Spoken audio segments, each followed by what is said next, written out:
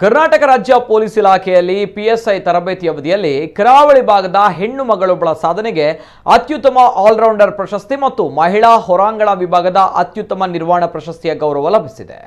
ಕರ್ನಾಟಕ ರಾಜ್ಯ ಸರ್ಕಾರದ ಗೃಹ ಮಂತ್ರಿ ಅರಗ ಜ್ಞಾನೇಂದ್ರ ಅವರು ಖಡ್ಗ ಮತ್ತು ಟ್ರೋಫಿ ಹಾಗೂ ಪ್ರಶಸ್ತಿ ನೀಡಿ ಗೌರವಿಸಿದ್ದು, ಮೂಲತಃ ಬಂಟ್ವಾಳ ತಾಲೂಕಿನ ಸುರ್ನಾಡು ಬಂಡಸಾಲೆಯ ನಿಧಿ ಬಿಎನ್ ಈ ಸಾಧನೆ ಮಾಡಿರುವ ಸಾಧಕಿ.